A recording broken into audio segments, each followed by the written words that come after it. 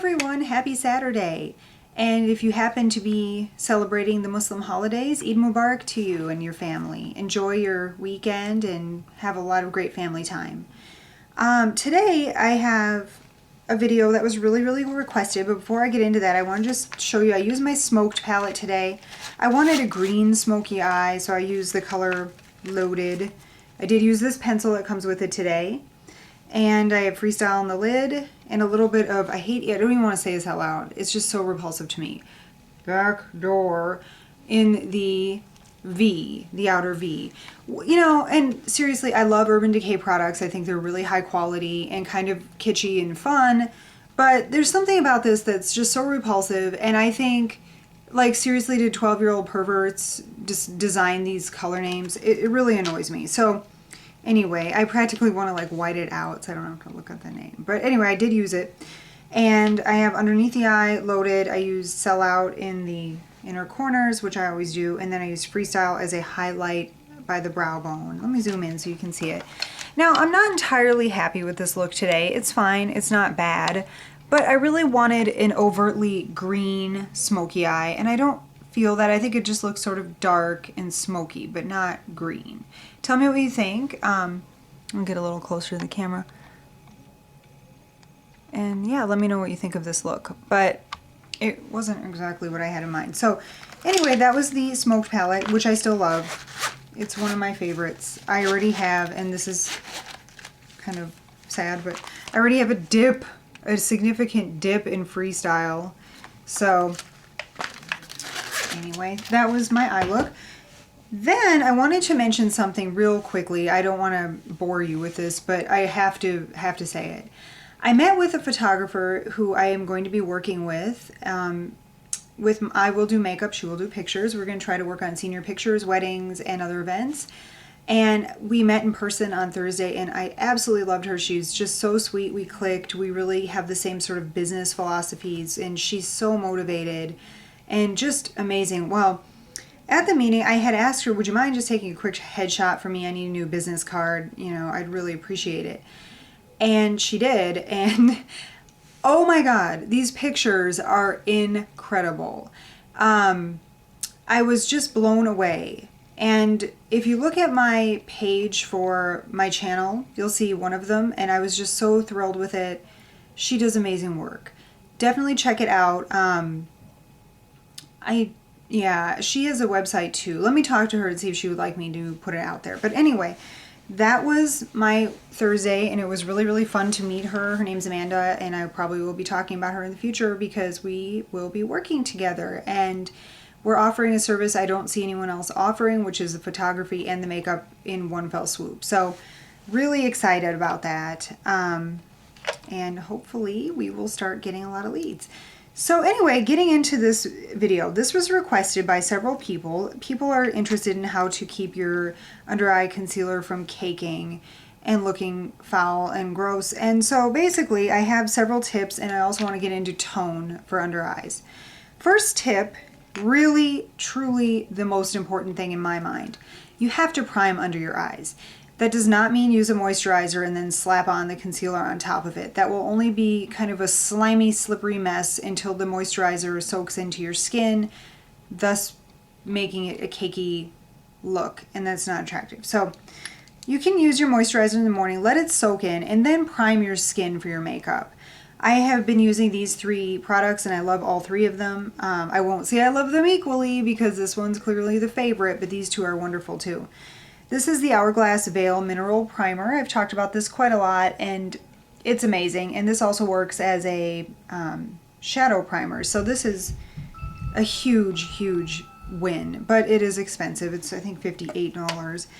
Another one I really love, and I've used faithfully for years until I got my veil, is the MAC Matte. This is fairly inexpensive, although it is a small tube. I think it's $19 on MACcosmetics.com. And it's just a clear gel. Now, I know it sounds counterintuitive to put something called matte under your eyes. It sounds like, ooh, that would be drying. It is not. It is extremely smoothing, and it makes a great canvas for your makeup. And then this one is a little newer to me, but I love the packaging and I really like the product. This is the Revlon Photo Ready Perfecting Primer. This is great. I'm really, really impressed with the drugstore item being this nice of quality. So something to think about. Now, when you're talking about under your eyes, people have all kinds of ideas and theories and, oh, maybe you could use something green to counteract the redness. And I mean, no, I don't agree with those things. However, I will say I am a very pale ivory skin type person. Maybe not ivory, but definitely fair. And I always go for something not quite the lightest, but a little bit darker than my skin tone. Because I believe it counteracts the blue under my eyes, you know, that blue cast. I've been using lately several items. I love the Boots Concealer. This is available at Target. It's a stick, and it really needs a primer under it. I have to, you know, stress that. I also have been using the Clinique All About Eyes in Light Golden #2, which is not the lightest. Funny enough, when I was purchasing this at the Clinique counter, the sales gal tried to tell me I was buying the wrong color, and I said, pretty sure I'm not. And I got it home and I like it. I used it today. So just once again, so you can see. Now you don't see any, you know, oh wow, that's so different in tone. It just covers really well. Now, I also have in here something I don't care for, but I thought I'd show you anyway in case somebody out there really loves it. The Rimmel Match Perfection 2-in-1 Concealer and Highlighter. I think I'm allergic to it. Sorry, they're being really loud out there. Now, this is another product that I've seen people say is only good for blemishes, and I totally disagree with that. This is the MAC Studio Finish Concealer in NC20. That is my color of my skin. I do use this to conceal blemishes. It's in a pot. I've had this for a long time, and it seems like it's a bottomless pit. It's just wonderful. It's a great value. It lasts forever. And you can use this under your eyes as long as you have a primer. Now, do you see the theme to my video here? Now, another thing people have talked about a lot on YouTube, and I've tried it, but I'm not feeling it for me. I guess for other people, it's a different situation. But this is the Bare Minerals Well Rested Powder. This goes on top of your concealer. I do use this for people when they're getting married in case there's tears and other things to sort of set the concealer. I don't use it every day, and I think you have to have an extraordinarily light hand with this or it will look cakey. So I just wanted to do a little bit of a demo. I'm going to use my Veil Primer on my hand just so you can see this just a little bit. And then I'll, you know, just for the sake of discussion, I'll also use some MAC Matte right next to it. Just smooth them in. That's the matte.